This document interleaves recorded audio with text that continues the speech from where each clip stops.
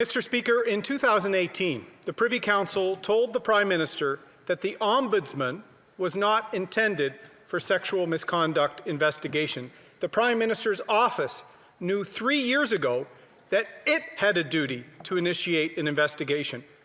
The Prime Minister did nothing for this woman serving her country.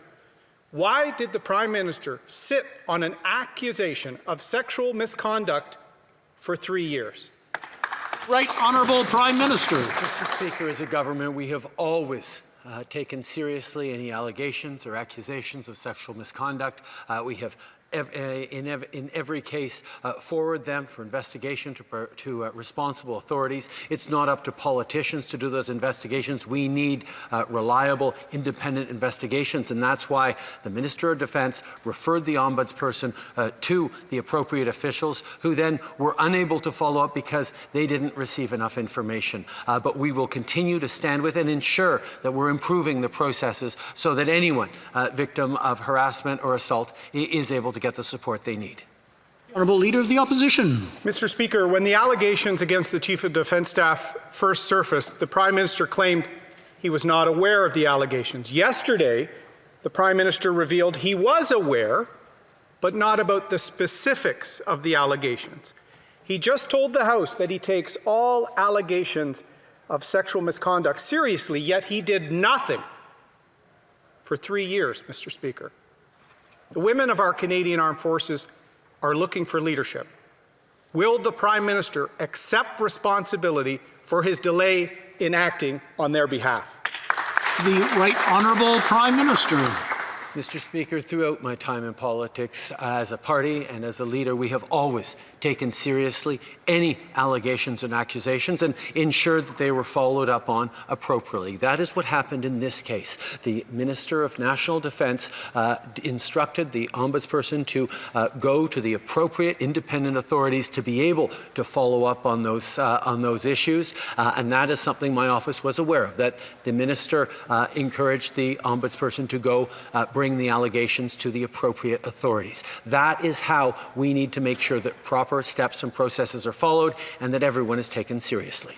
Honourable Leader of the Opposition. Mr. Speaker, those are improper steps. 3 years ago, the Prime Minister was told by the Privy Council, by his office, that the Ombudsman was not the appropriate figure to investigate sexual misconduct allegations. It was up to his Minister of Defence or himself. Those are the two leaders that men and women in the Canadian Armed Forces are looking to for leadership. Both of them failed in this instance.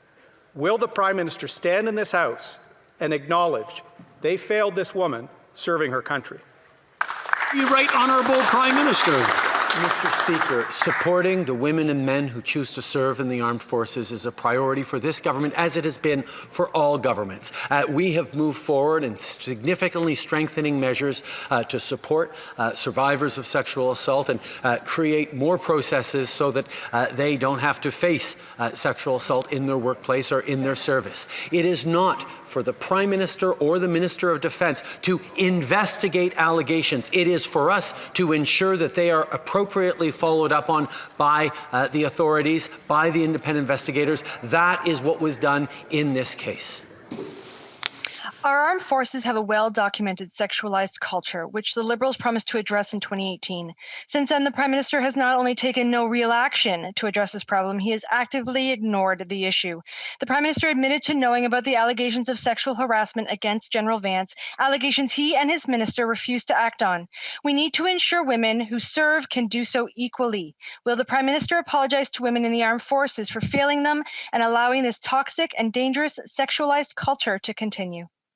The Right Honourable Prime Minister. Mr. Speaker, it is extremely obvious that more needs to be done and quicker. There's no question about that. Every woman and man who serves in our armed forces deserves to work in a safe environment and have the resources and the support if they have allegations or experienced unwanted behaviours. But it is not true what the member says, that we haven't done anything, because we passed Bill C-77, a declaration of victims' rights that puts victims at the core of the military justice system, and which reviews diffuse unfounded cases. We created the Sexual Misconduct Response Centre, which provides confidential 24/7 support services to CAF members. We implemented the Path to Dignity and Respect, a strategy for long-term culture change. We put in place the Response and Support Coordination Program for CAF members, but there's more to do, and we will.